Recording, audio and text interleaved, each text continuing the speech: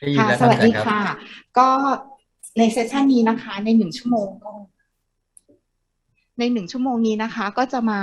พูดคุยกันนะคะถึงเรื่องของกองทุนโรคหายากนะคะโดยที่เราจะมีตัวอย่างนะคะจากประเทศสิงคโปร์นะคะแล้วก็ในเซสชันนี้นะคะจะมีผู้ดำเนินรายการสองท่านนะคะคือดิฉันแล้วก็คุณปริยานะคะ สวัสดีค่ะดิฉันปริยานะคะด้วยความที่ในเซสชันนี้นะคะจะมี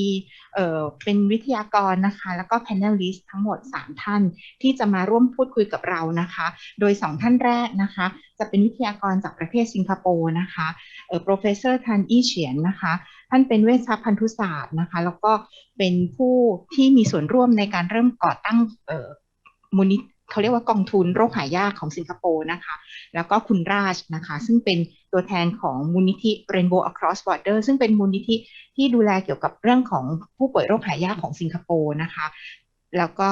อีกท่านหนึ่งนะคะเป็นดรนายแพทย์วิโรจน์นะคะตั้งเจริญเสถียรนะคะอาจารย์เป็นแพทย์นะคะแล้วก็อาจารย์ได้จบทั้งด้านการบริหารการคลังสาธารณสุขอาจารย์เคยเป็นที่ปรึกษาสำนักงานพัฒนานโยบายสาธารณสุขระหว่างประเทศนะคะอาจารย์ก็จะมาร่วมพูดคุยกับเราเพราะฉะนั้นในเซสชันนี้ก็จะมีทั้งภาคไทยแล้วก็ภาคภาษาอังกฤษนะคะค่ะก่อนอื่นขอเชิญทางเสร็จแล้วนี่ค่ะเดี๋ยวขอพูดไปเป็นภาษาอังกฤษนะคะต่อไปนี้นะคะ May I invite Professor Tan Ishian to make the presentation? Thank you. Right. I'll just share my screen. Just give me a moment.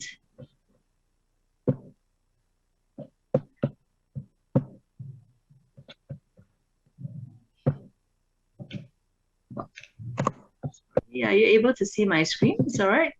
Yes. Yes, it's visible. All right, great. All right. Thank you, everyone, for tuning in today. And it's really a privilege and honor for me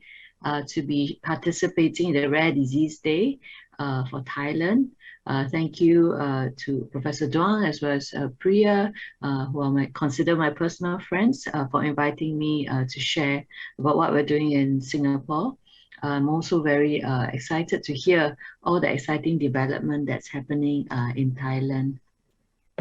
So I'm just sharing today about the Rare Disease Fund. It's actually a fund that is meant to help to provide for the needs of patients with rare disease in Singapore. So when we first started the fund, we tried to look at, okay, so what is the situation globally? We do know that there are 7,000 or to now 8,000 rare diseases that have been identified worldwide. We do know that 80% of rare diseases have genetic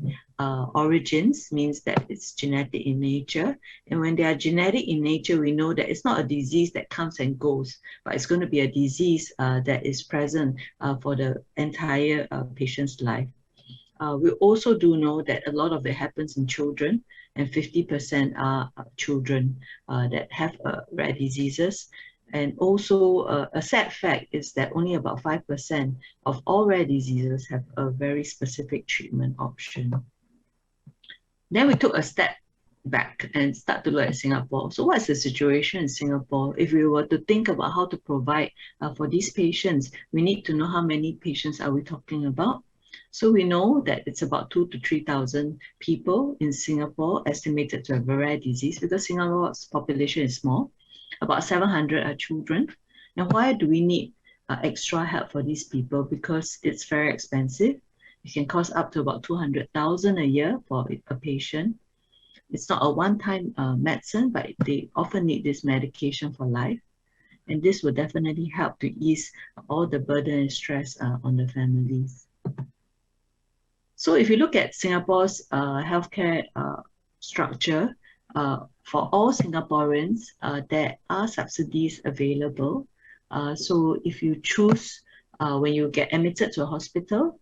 you can choose subsidized care, and up to 80% of your medical care can be covered for these patients. There are also extra subsidies for those who have lower income, come from low income families. all Singaporeans are supposed to have MediSave. So they take a bit of our salary every month to put into what we call CPF and MediSave to store up. We have MediShield Life, which is insurance policies that cover healthcare. And we also have MediFund. That's really a safety net meant for individuals who cannot afford even any of the above. So it's quite a good support system for common conditions. And because there is a cap, a financial cap to a lot of the subsidies, the problem lies where it's very expensive treatment. So MOH, our Ministry of Health, launched a rare disease fund in 2019. So it combined with SingHealth, which is our hospital cluster, and we have jointly established this fund. It is a charity fund, meaning that it welcomes donation from the public. Anyone can donate, so I can donate. Anyone, any patient can also donate. So if you donate $1, the government will match it $3. So for every $100, another $300 is matched by the government. And the reason we chose this model is so that the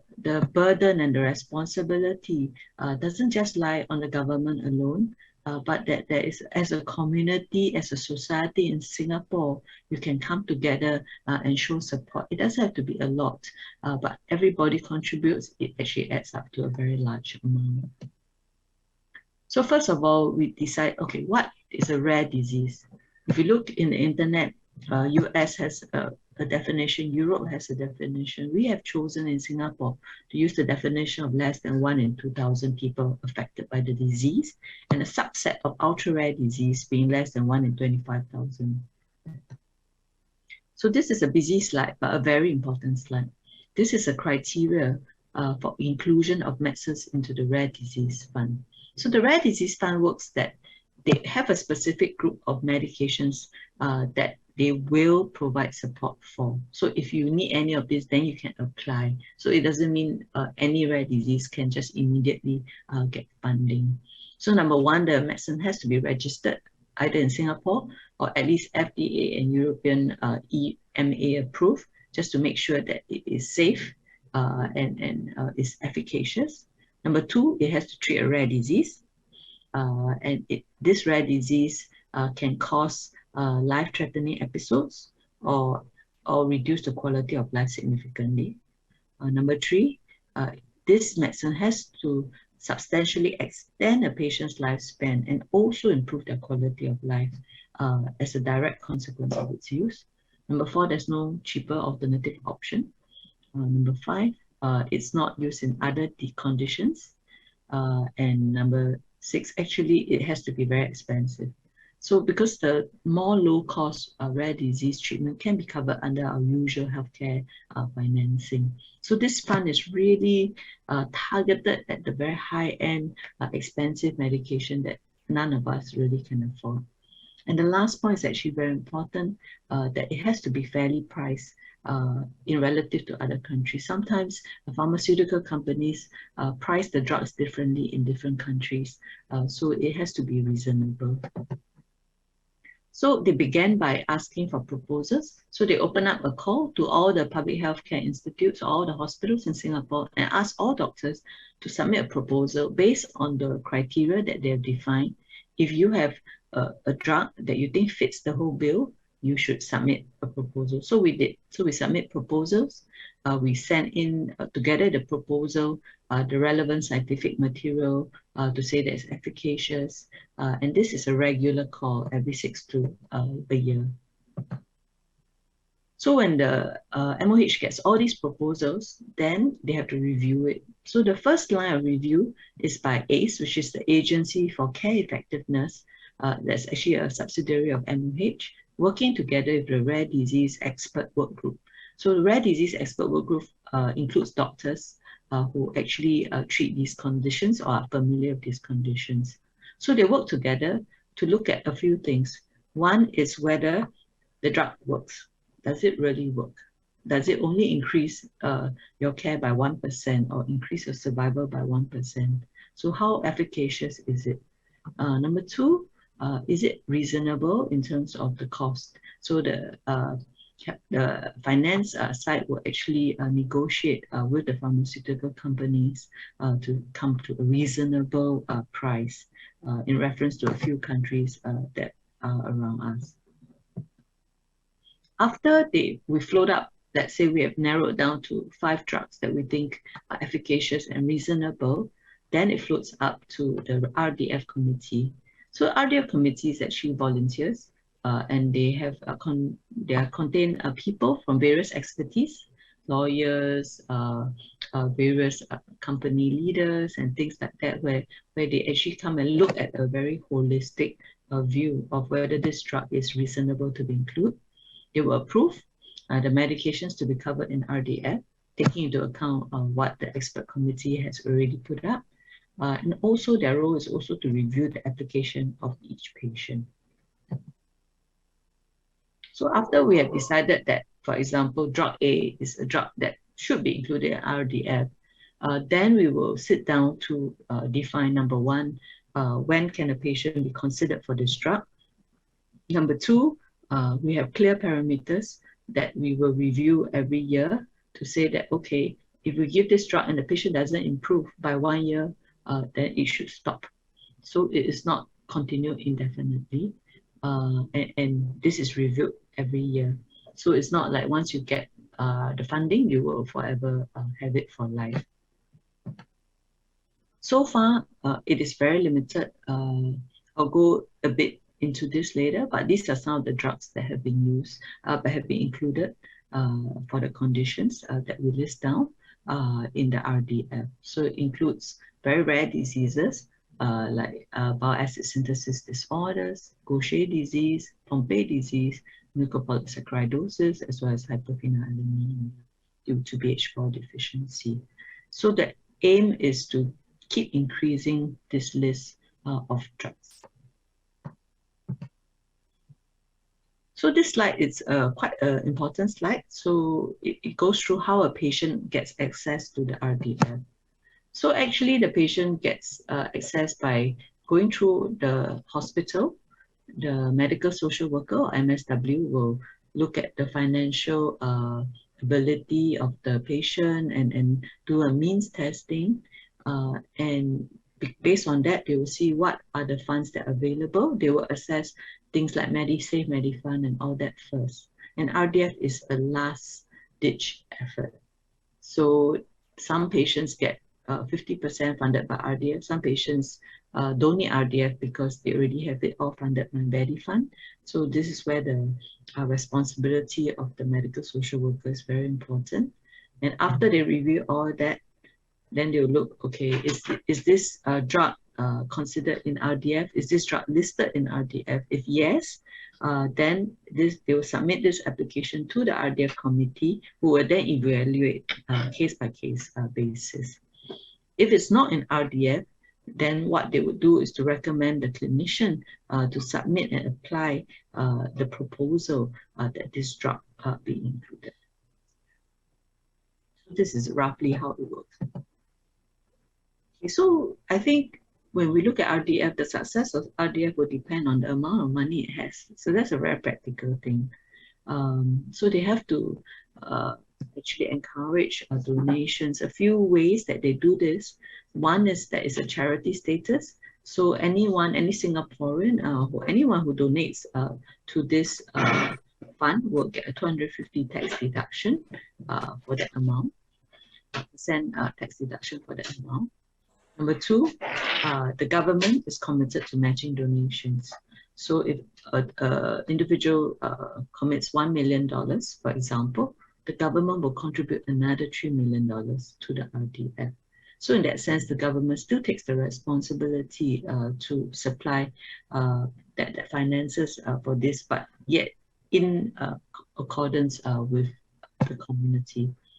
And lastly, I mean, this whole setup and operational expense is actually funded by the government and anchored by the MOH. So what we've done is to do roadshows. We've combined, it's not just us alone. But other private hospitals, like we have a partner, one of our private hospitals in Singapore, and they ran a community carnival to raise funds for RDF. Community chess is involved. So we do need many partners to come in with this.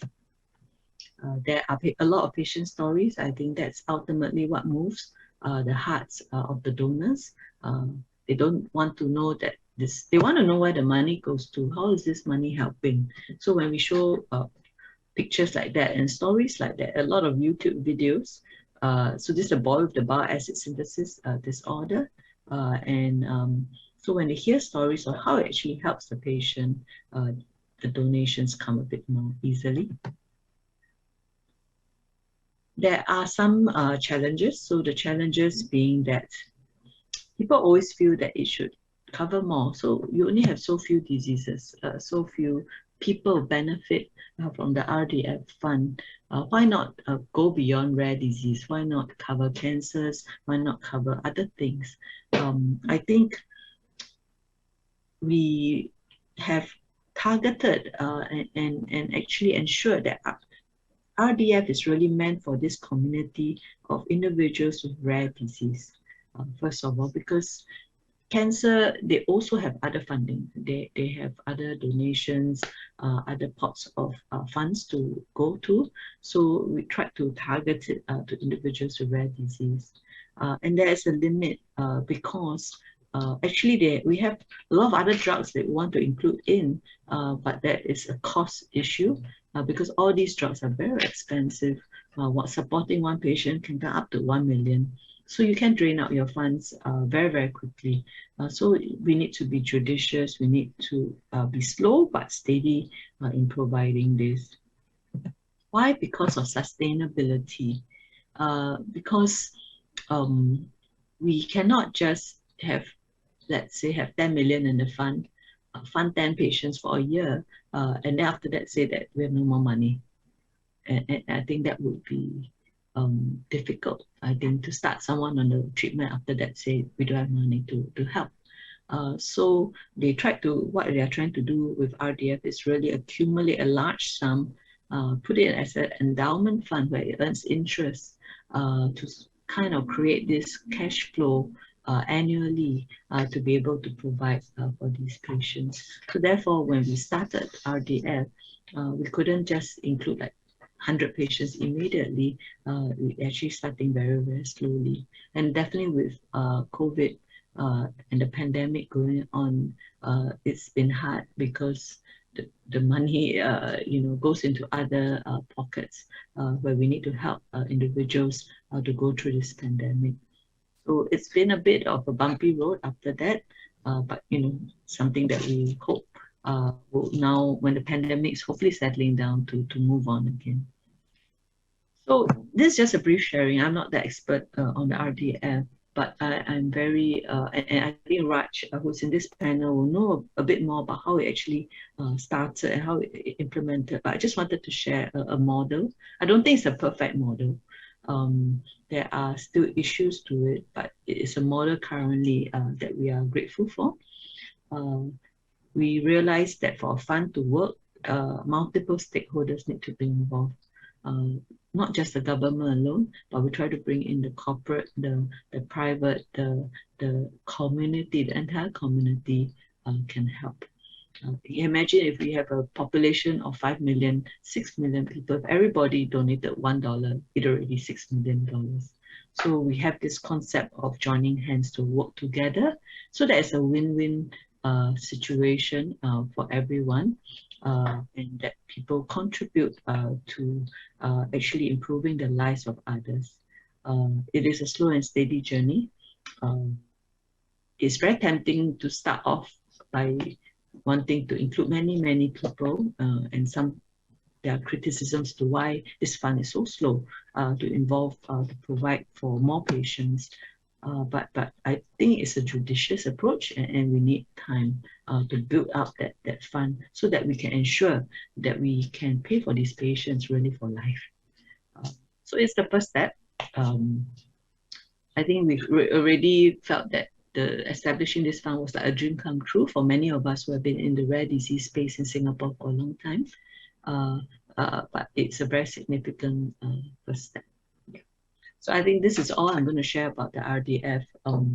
Thank you very much for having me here, and I look forward also to learning from Thailand about how this is being funded. Thank you.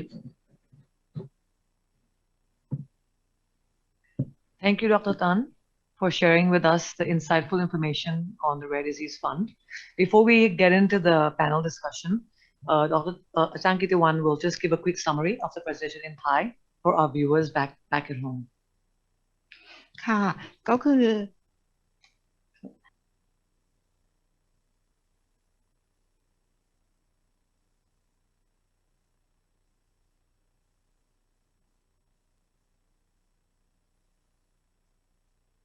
ไม่ต้องปิด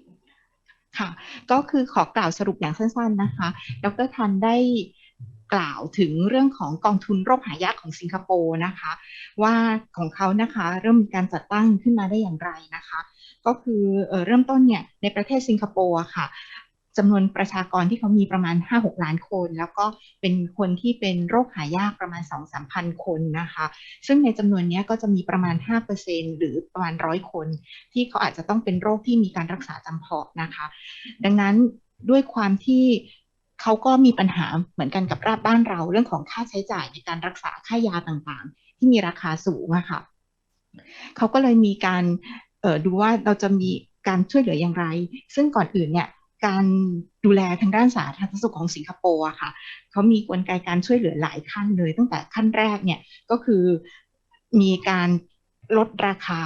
ช่วยซัพพอร์ตเรื่องของราคายาตามรายได้นะคะขั้นที่2เนี่ยเขาก็คือแต่ละคนก็จะมีการออมเงินไว้เพื่อดูแลเรื่องของค่าสาธารณสุขของตัวเองหรือขั้น3ก็จะมีเหมือนกับประกันสุขภาพของสิงคโปร์ที่เขาจะครอบคลุมทุกโรคเลยถึงแม้ว่าจะเป็นก่อนที่จะ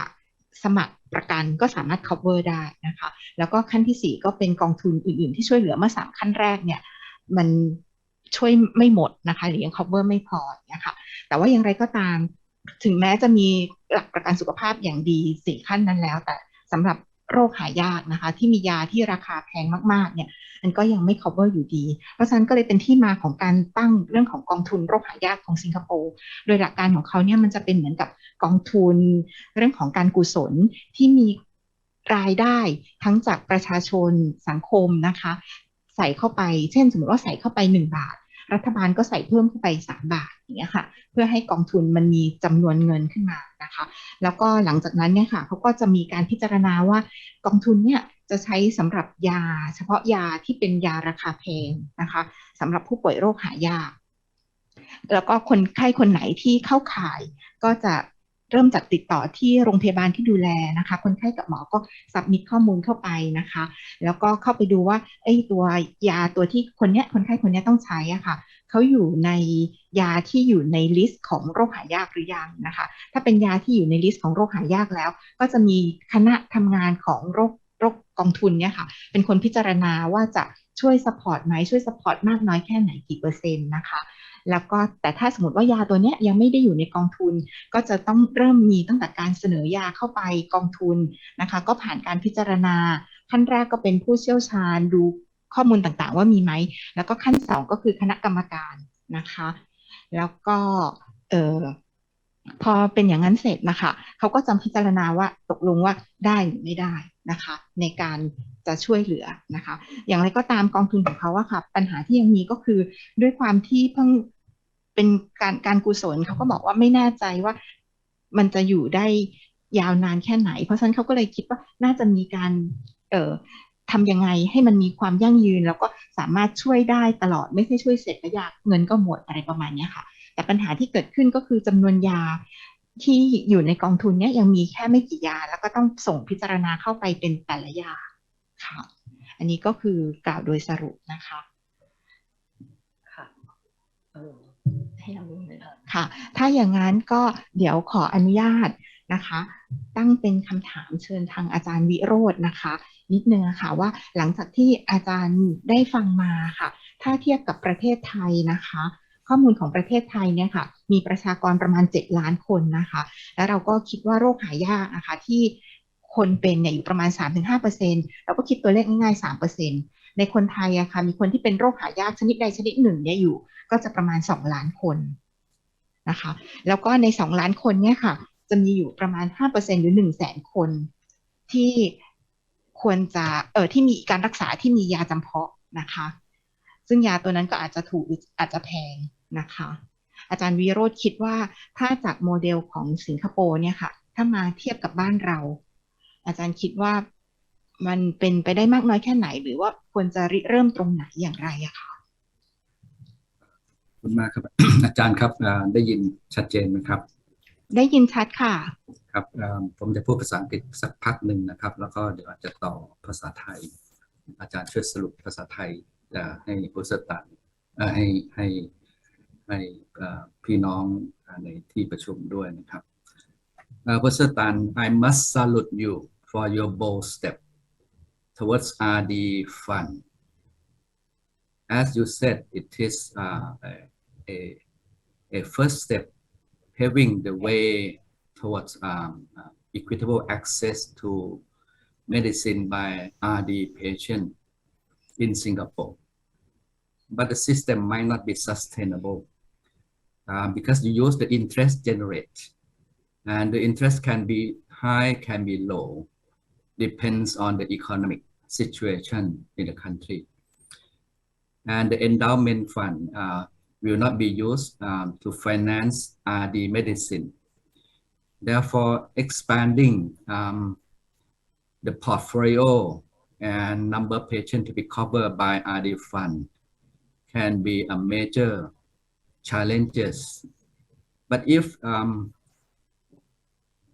the foundation can mobilize 10 Singaporean dollar per citizen, then you have 240 million, which is not small. But that requires a social mobilization, and the altruism is so important and touchy, and the patient storytelling can be very useful as advocacy to mobilize fund support. Therefore, one of the key entry point can be TikTok, can be YouTube, can be roadshow, that storytelling by our fellow patient,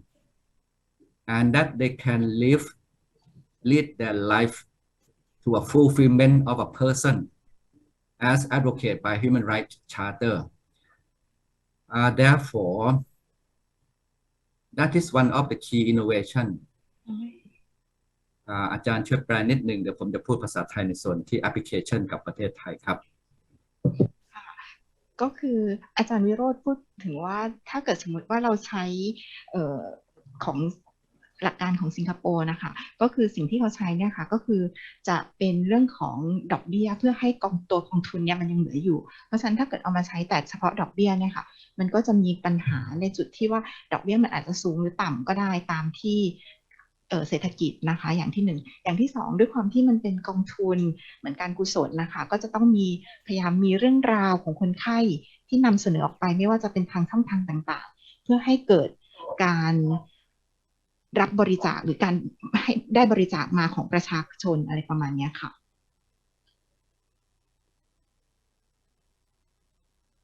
ขอบคุณมากครับในส่วนที่แอปพลิเคชันสำหรับประเทศไทยครับก็มีหลายๆประเด็นที่อยากจะให้ความเห็นfinancing system ของประเทศไทยจะต่างกันกับสิงคโปร์ค่อนข้างสูงนะครับของเราเนี่ย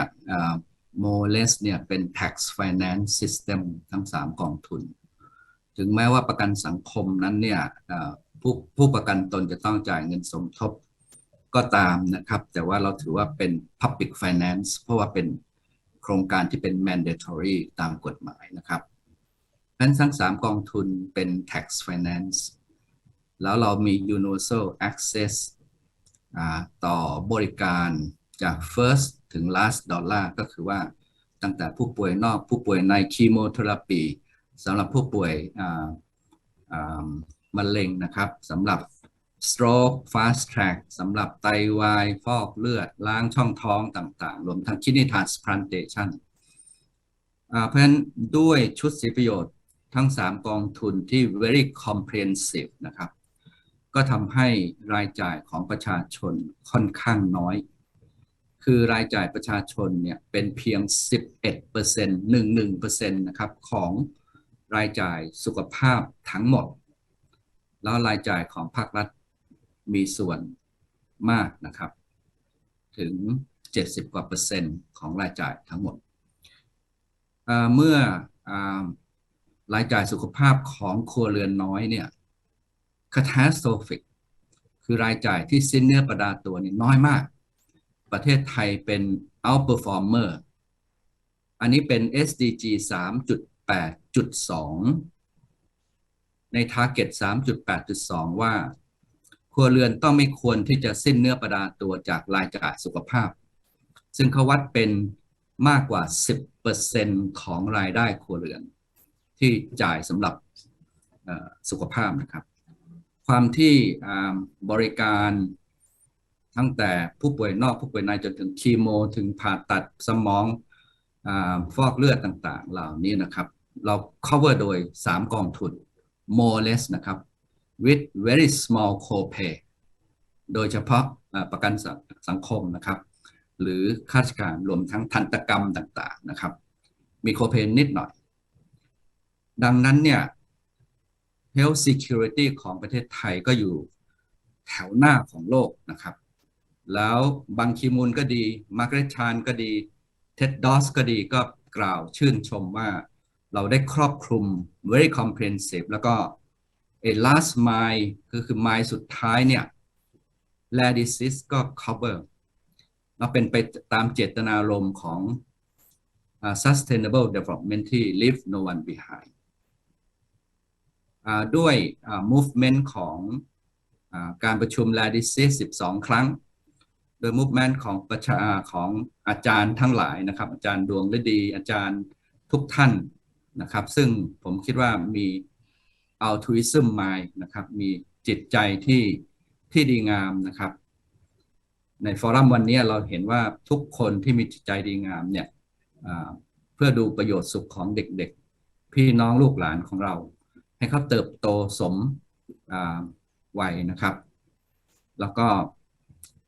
สิ่งที่ยังเป็น challenge อยู่ที่อาจจะนำไปสู่พรบโรคหายากก็อาจจะเป็น1เราจะต้อง investigate ว่าลูกหลานเราได้รับ equal education opportunity ไหมครับเรื่องการศึกษาเพราะกระทรวงศึกษาก็ยังเปอร์ฟอร์มไม่ดีเมื่อเทียบกับงบประมาณที่ทุ่มไป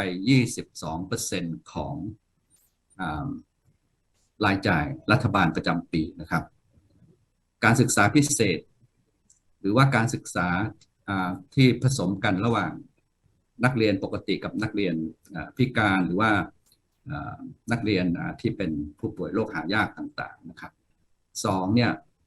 ได้รับ equal employment opportunity ไหมนะครับอันนี้เป็น challenge นอกเหนือจาก equitable access ต่อ medicine ต่อ treatment ต่อ diagnostic นะครับเราต้องมอง beyond ว่าลูกหลานของเราต้องได้รับการเข้าถึงบริการการศึกษาแล้วทำให้เขาเนี่ย fulfill independent living สามารถอยู่อย่างสมศักดิ์ศรีความเป็นมนุษย์คนหนึ่งไม่ว่าเขาจะเป็นประชาชนปกติหรือประชาชนที่เป็น rare disease ก็ตามนะครับอันนี้เป็นโจทย์ที่จะต้องดูเภสัชกรยุพดีนะครับแล้วก็ท่านผู้อำนวยการหน่อยนะครับอัญชลีเนี่ยพูดถึงว่าเราอาจจะเอาเข้าสมัชชาสุขภาพแห่งชาติแต่ผมคิดว่ามันมี argument ที่สำคัญอยู่2ชุดที่1คือ UN Convention on Right of Person with Disability นะครับคืออนุสัญญาว่าด้วยสิทธิของผู้พิการซึ่งประเทศไทยอันนี้เป็นอนุสัญญาปี 2008 ประเทศไทยให้สัตยาบันแล้วก็มีรายงานไป 2-3 ครั้งแล้วนะครับรวมทั้งรายงานที่เป็น Paraport ตัวฟอร์มดีบ้างไม่ค่อยดีบ้างนะครับอันที่2ก็คือ UN Resolution ที่อาจารย์ดวงฤดีบอกเมื่อปลายปีที่แล้วนะครับถ้าเราดูเนื้อหาสาระของ UN Resolution เนี่ยมันก็จะมีเรื่องของ employment เรื่องของ discrimination เรื่องของบูลลี่ในโรงเรียนในสังคมนะครับที่สำคัญคือ universal design นะครับ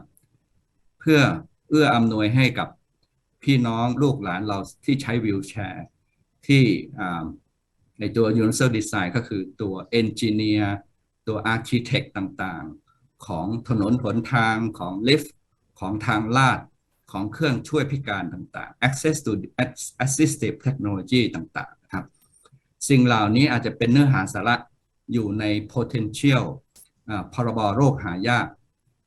อย่างไรก็ตามเนี่ยต้องคิดให้ดีนะครับเมื่อมีกฎหมายแล้วผู้ดำเนินการตามกฎหมายมันก็กฎหมายก็เหมือนกระดาษแผ่นหนึ่งซึ่งไม่มีประโยชน์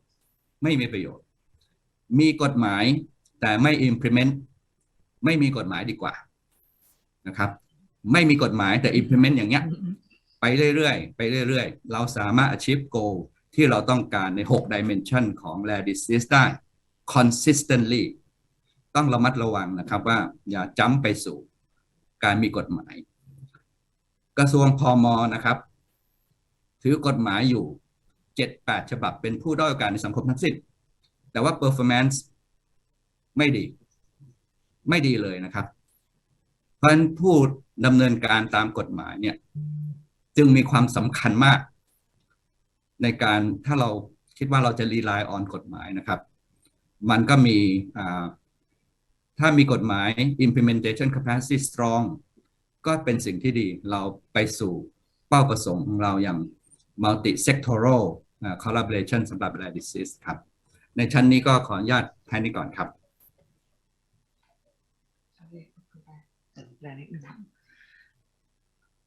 ขอบคุณนะคะอาจารย์ Professor Tan and Dr. and Raj, I'll just give a quick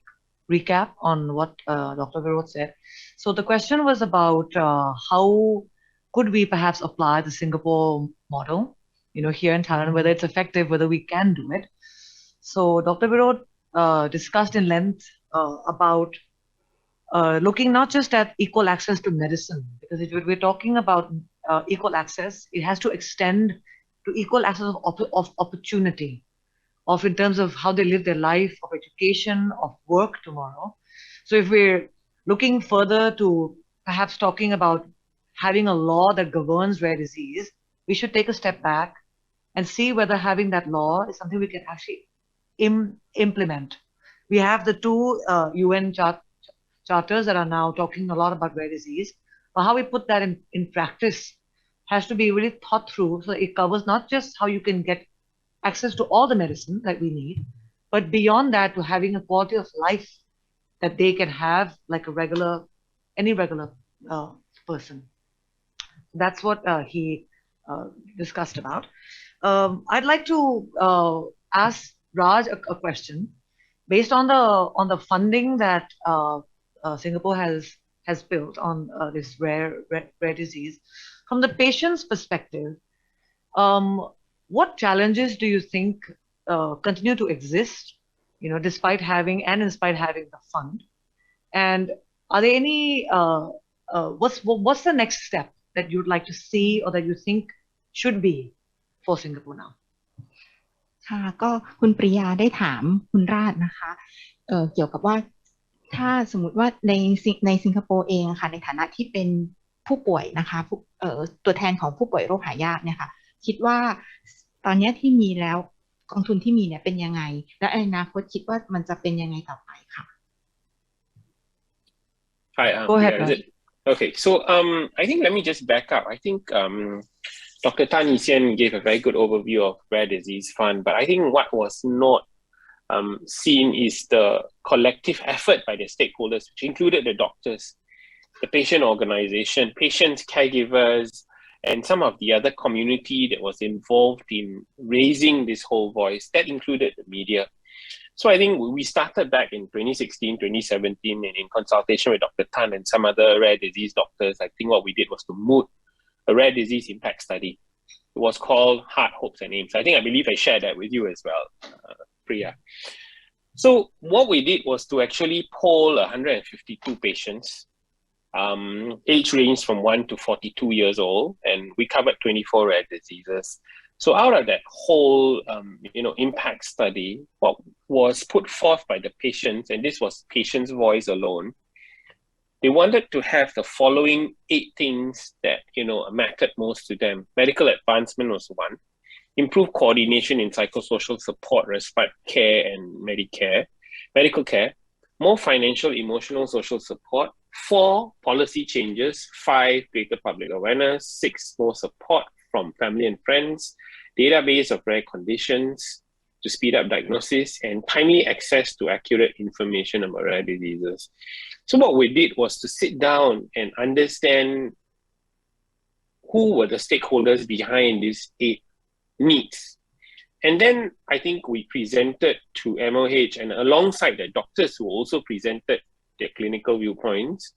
on what we can do to move this forward. Of course, the framework was established by, MOH, and then of course passed down to Sing Health. So I think that was good because it gave the infrastructure, that support, that confidence to the public to donate. And what we did was to provide them the information that was necessary for them to make this decision. And I think, so what we realize now, earlier on, Dr. Beirut said that I think funding is not the means to the end for rare diseases. We need to look in it in entirety and holistically. So this is where we are. We have arrived at the RDF. It is a door open for us. We have worked many, many years in trying to get something going. I think we're glad that the government has listened. And I think this is the most tangible for the ultra rare conditions that need to have immediate treatment because it impacts on the quality of life almost immediately within a short period of time. So I think that is the way we would like to rationalize this at this point of time. It's not wasted effort, but I think what is the next step? So you joined us yesterday and we had this discussion in the Singapore Rare Disease Forum. Rare disease is actually very unique. And if you look at it around the world, there are many, many definitions on how it operates, why people consider some rare, ultra rare, or even uncommon as such. So what do we need to do next? I think the engine for rare diseases cannot be left idling. We need to actually bring on more stakeholders to discuss what is the next step for rare disease patients. So what is it that we're trying to look at for the next step? Yes, of course, like all of us, I think the need is for us to expand the funds. Like, even Dr. Tan has said, it could be done better.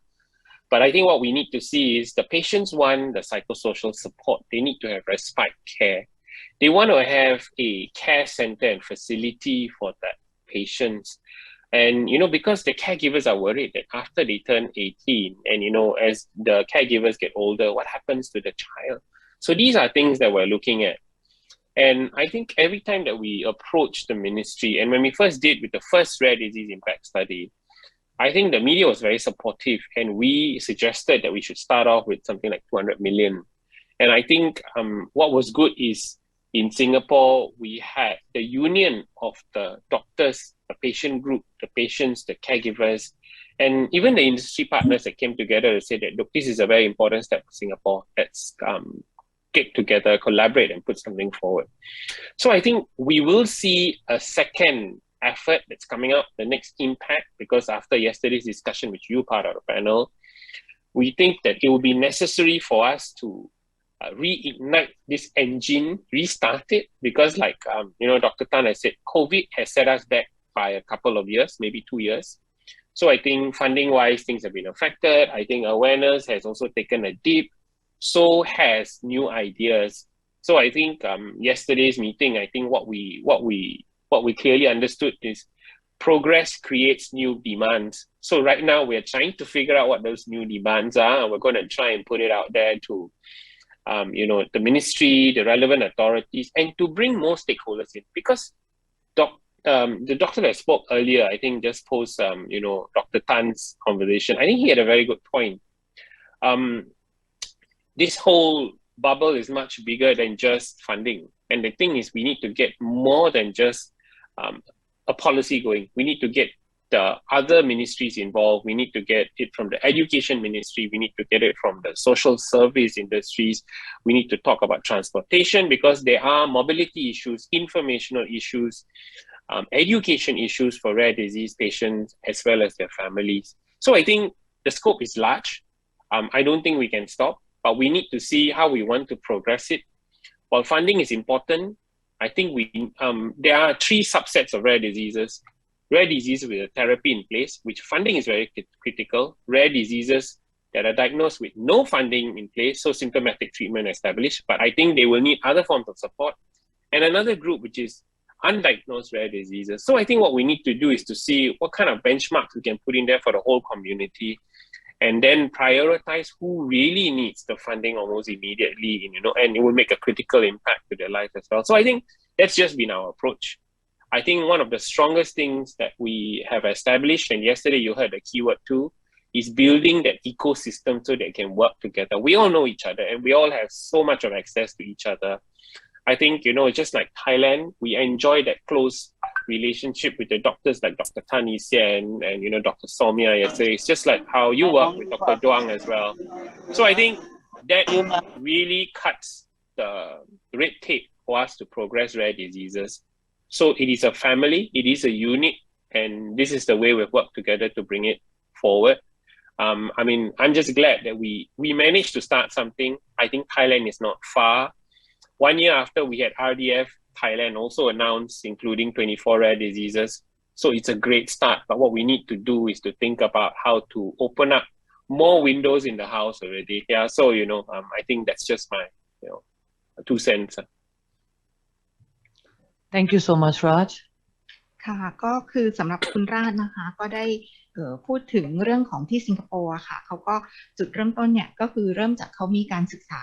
คุยกันร่วมกันของกลุ่มผู้ป่วยนะคะโรคหายากว่าอะไรที่เป็นสิ่งที่ผู้ป่วยโรคหายากกลุ่มผู้ป่วยเนี่ยต้องการมากที่สุดแล้วก็ได้นำสิ่งนั้นนะคะไปคุยกับ stakeholder นะคะว่า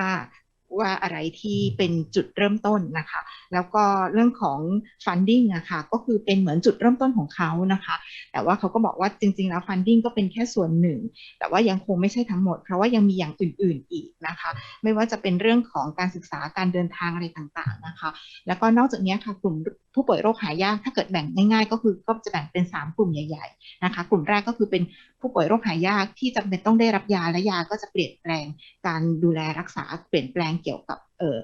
คุณภาพชีวิตอะไรนะคะกลุ่มที่2ก็คือกลุ่มที่เป็นผู้ป่วยโรคหายากนะคะถ้าได้รับการวินิจฉัยแล้วเขาอาจจะไม่ได้มียาจำเพาะแต่ว่าเขาก็อาจจะต้องมีการดูแลอื่นๆที่ช่วยเหลือในการดำรงชีวิตนะคะส่วนกลุ่มที่3ค่ะเป็นกลุ่มที่เป็นโรคหายากแต่ยังไม่ได้รับการวินิจฉัยเลยนะคะเพราะฉะนั้นจริงๆแล้วก็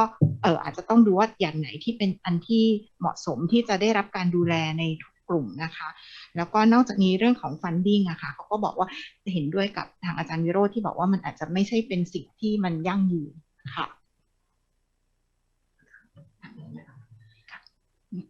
Dr. Tan, just a quick one last quick question before we end this session. Wanted to go a bit deeper into the fund itself, and now you've had Singapore's had the fund for about 2+ years.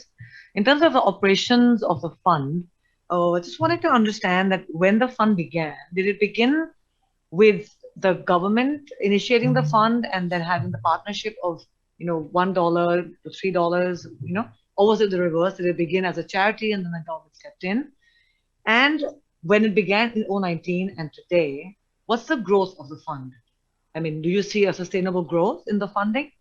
Is it like stagnant, or can you explain a bit more how the fund looks like now? Yeah, so I think it began as a charity fund. So that's really the structure that they have stuck to. It's seated within SingHealth, which is one of the biggest hospital cluster to provide that governance. But I think what MOH did was to supply that machinery to go around doing roadshows, to bring in, to meet up with big organizations, corporate sponsors. They didn't just leave the fund alone. So they actually had that machinery behind, going around to various big foundations to ask for donations to start off the fund. And then they matched the funds that come in. So that was something that worked. So in the beginning, of course, it started off with a lot of, when it first launched, and then there's interest, but I think that's how we sustain that momentum. So like I said, COVID was really not great for the fund, because everybody, including MOH, had to swing all their resources behind the pandemic. But we did have a very big donation. I think that was last year. Individual philanthropist donated 6.7 million. So if he's donated that, the government matched 3. So in that sense, just at one shot, the fund grew, right, by 20 million. So that mechanism is really quite powerful. So I would say it was maybe a bit stagnant for a while, and then it started to hopefully being revived again. With that donation of that 6.7 million, then RDF included another group of diseases, which was the mucopolysaccharidosis. So I think it's really building that capability, and it works quite well. So once you have a big infusion of funds, you add on more diseases, and then people see it, and then that momentum starts to build again. Yeah.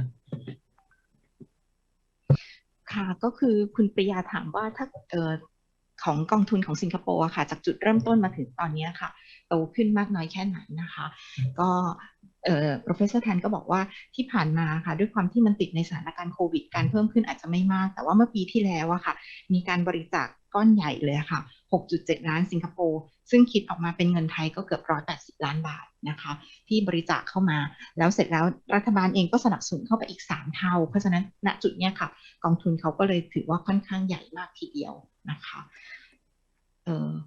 ถ้าอย่างนั้นขออนุญาตกลับมาถามทางอาจารย์วิโรจน์นิดนึงค่ะก็คือเมื่อกี้ค่ะอย่างที่อาจารย์กล่าวไปอะค่ะด้วยความที่เมืองไทยอะค่ะกองทุนต่างๆเนี่ยดำเนินมีต้นทุนมาจากการเก็บภาษีของประชาชนแล้วมาเข้าในแต่ละกองทุนมาใช้จ่ายซึ่งอาจารย์คะมันก็เลยอาจจะทำให้เวลาที่เขาคิดในส่วนว่าส่วนอันเนี้ยจะไปใช้จ่ายค่าอะไรมันก็เลยอาจจะทำให้ตัวโรคหายากเนี่ยค่ะเป็นลิสต์สุดท้ายของเขาอะค่ะตรงจุดนี้ค่ะถ้าเรามีทำคล้ายๆเขาได้ไหมคะว่าเช่นสมมุติว่าภาษีของรัฐบาลเนี่ยค่ะก็คือเป็นส่วนหนึ่งที่ส่งเข้ามาใช่ไหมคะให้กับโรคต่างๆรวมทั้งโรค rare disease แล้วก็ถ้าสมมติว่าคล้ายๆกับเขาว่าแล้วเรามีคนที่ช่วยเหลือหรือบริจาคเข้าไปด้วยคล้ายๆกับสิงคโปร์เพื่อเป็นการลดหย่อนภาษีอย่างเงี้ยค่ะมันอาจจะทำให้โรคหายากกลุ่มโรคหายากของเราไม่ได้ไปอยู่ท้ายแถวได้ไหมคะอาจารย์ถ้าเราดูจากWorld Bank World Development Indicators นะครับว่ารายจ่ายสุขภาพของเราเนี่ยอยู่ที่ 3.8% ของ GDP เมื่อเทียบกับ average ของ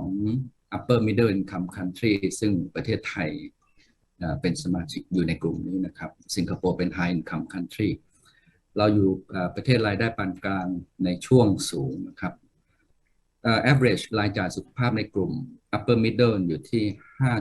5.7% ของ GDP เพื่อเราเทียบกับ peer group เนี่ยเรามีรายจ่ายสุขภาพต่ำกว่าเขาเกือบ 2% GDP นะครับต่อหัวรายจ่ายสุขภาพของเราเนี่ยอยู่$276สหรัฐนะครับในปี 2019 average ของ upper middle income country ที่ 486 เพราะฉะนั้นเรายังมี room นะครับมีช่องที่จะใช้จ่ายเพื่อสุขภาพของประชาชนได้อีกถึงเกือบ 1.9 หรือ 2% ของ GDP เราผมเห็นคุณธนพลนะครับพี่น้องเราในกลุ่มผู้ป่วยโรคไตนะครับประธานชมรมเพื่อนโรคไตนะครับอยู่ในซูมด้วยเฉพาะไตวายอย่างเดียวเนี่ยปีนี้แต่ 10,000 ล้านบาทนะครับอันนี้เป็น catastrophic ก็คือว่าถ้าไม่ฟอกเลือดหรือว่าล้างช่องท้องเนี่ยไปใน 1-2 สัปดาห์เนี่ยผู้ป่วยก็เสียชีวิตเรามีผู้ป่วย HIV พี่น้องของเรากินยาต้านอยู่ประมาณ 500,000 คนนะครับเมื่อเราเทียบกับ rare disease เนี่ยเราน่าจะไม่ต้องมา question นะครับว่าเราจะมีสามารถใช้จ่ายได้ไหมนะครับผมฝากพวกเรานิดหนึ่งฝากยุพดีท่านรองเลขานะครับว่าพอดีอาจารย์เชิดชัยไม่อยู่นะครับว่าเราอย่าไปกำหนด budget impact ที่ต่ำกว่า50 ล้านบาทต่อปี เดี๋ยวเราจะสร้างบ่วงกรรมที่เราสร้างขึ้นมาเองแล้วขัดขาเราไปต่อไม่ได้เพราะว่าถ้าสัมมานเห็นหรือว่าคุณรัชตะเห็นนะครับหรือว่าประกันสังคมเห็นตัวนี้นะเขาจะถือตัวเลขเป็นสรณะแล้วยึดตัวเลขนี้ไปอีก50 ปีไม่เปลี่ยนแปลงอย่าไปกำหนดเนื่องจากว่าcost effectiveness ratio เนี่ยเรากำหนดไว้ที่1 GNI gross national income per capita ต่อ1 quarterly คือ quality just life year gain นะครับถือว่า benchmark นั้นเนี่ยถือว่า cost effective แต่ว่า rare disease เอา question ไม่ต้องมาดูว่ามัน cost effective มาดูเฉพาะ effectiveness ก็พอทีนี้ benchmark ของ budget impact เนี่ยไม่เคยมีการกำหนดเราอย่ากำหนดเพราะว่าเมื่อเทียบกับพี่น้องเราในโรคอื่น cancer เนี่ยนะครับเป็น first leading cause of death ของประเทศไทยนะครับน่าจะ230ต่อแสนประชากรนะครับแล้วเรา invest ในการให้ chemotherapy ในทั้ง3กองทุนต่างๆเพื่อยืดชีวิตนะครับอยู่เพราะฉะนั้นเนี่ย relatively แล้วเนี่ย rare disease เนี่ยผมคิดว่าจำนวนเนี่ยจิ๊บจ้อยมากนะครับแล้ว budget impact น่าจะน้อยแล้วก็เราไม่น่าจะไปกำหนด benchmark เพื่อเป็นการล็อกตัวเราเองเพื่อไม่ให้เดินหน้าต่อไปเพราะว่างานนี้จะอยู่กับเราอีก100 ปีข้างหน้านะครับวันนี้อย่าไปกำหนดฝากอาจารย์เชิดชัยด้วยนะครับผมก็ involve กับการ develop สปสช. develop UC scheme มาตั้งแต่ต้นในช่วง20 ปีที่ผ่านมาแล้วก็ monitor เรื่องนี้อยู่ใกล้ชิดนะครับเป็น in conclusion ก็คือว่า we can spend more we can spend on rare disease patient budget impact is very very small extremely small นะครับดังนั้น there must be no benchmark for budget impact the 50 million per year is not the way we should propose นะครับฝากท่านรองเลขาสิริสินสุขด้วยครับค่ะก็อยากจะกราบขอบพระคุณอาจารย์วิโรจน์จริงๆเลยค่ะที่ทำให้เรารู้สึกว่ายังมีความหวังขึ้นมาขออนุญาตได้ไหมคะค่ะขออนุญาตแทรกนิดเดียวท่านพี่วิโรจน์ของน้องขอโทษอันนี้เป็นความเข้าใจผิดนะคะเพราะว่าเรากำลังจะบอกว่าที่เราตั้ง50 ล้านเนี่ยสิทธิประโยชน์ที่มีอยู่ในปัจจุบันเนี่ยก็ยังไม่ cover ไม่ถึงมันยังไม่ถึงเพดานที่เรามีแต่ไม่ได้ว่า50 ล้านนี่คือ budget impact limitation ตรงนั้นเนาะเพราะว่าเราเชื่อว่าอนาคตเนี่ยถ้าเรามีเรื่องของตัวสิทธิประโยชน์ใหม่ๆเนี่ยค่ะก็คงจะเป็นประเด็นที่เราจะต้องพิจารณาต่อยอดกันไปนะคะว่าเราจะต้องจัดหางบประมาณที่จะมาใช้ในการดูแลคนไข้เท่าไหร่เนาะเพราะว่าอย่างที่พี่วิโรจน์บอกว่าไอ้ไตเราก็ให้10,000 ล้านเนาะมันก็ไม่ได้เพิ่มขึ้นมาแบบในวันเดียวอ่ะมันก็10 กว่าปีละที่เราค่อยๆทยอยกันขึ้นมาก็ไม่ได้เป็นประเด็นว่าถ้ามันเกินเท่านี้แล้วเราจะหยุดการให้บริการนะคะเรียนเพื่อโปรดทราบค่ะพี่งั้นผมเข้าใจผิดตีความของอาจารย์เชิดชัยว่าต่ำกว่า50 ล้านต่อปีนะครับขอโทษ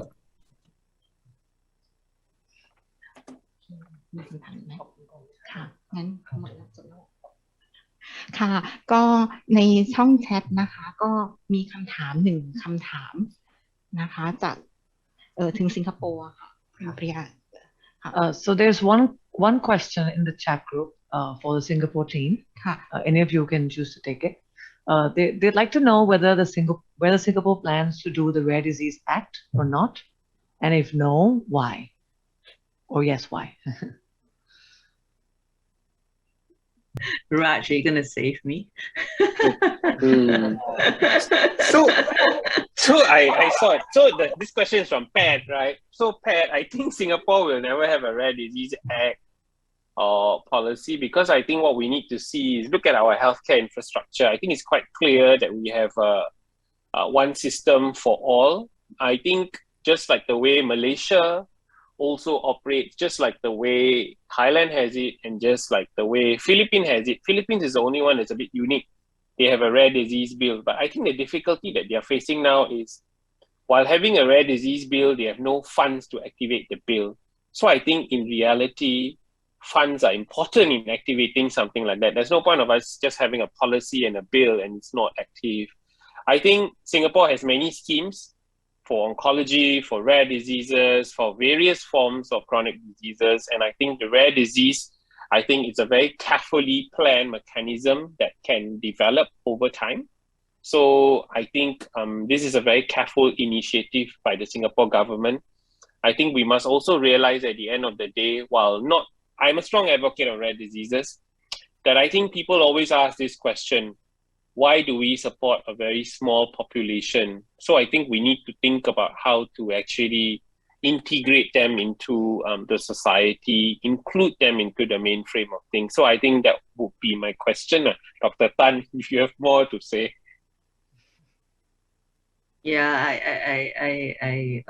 I must admit I'm not very good at all this policy building, but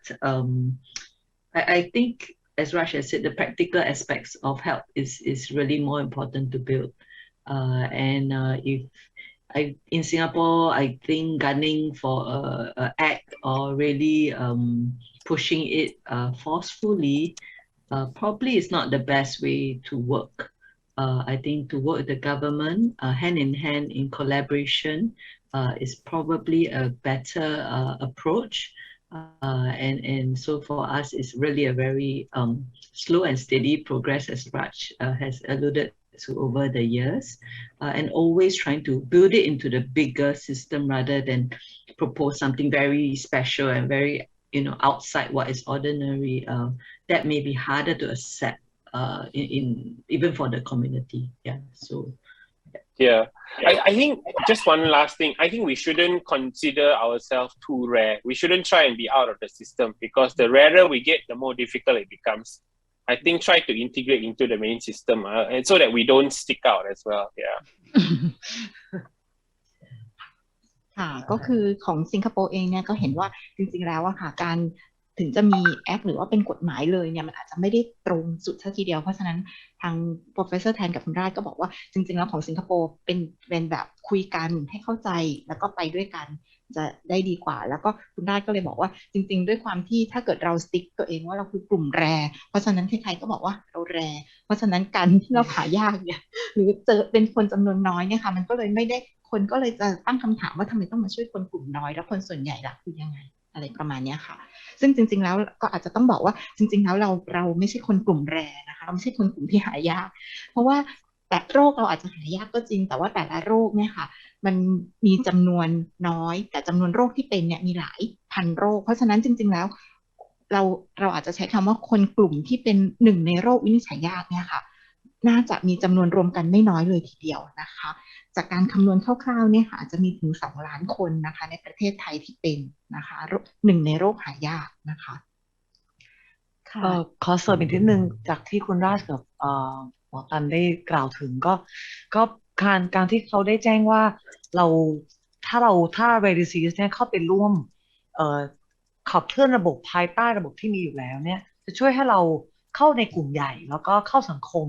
ให้สังคมเข้าใจเราเนี่ยได้มากขึ้นก็เป็น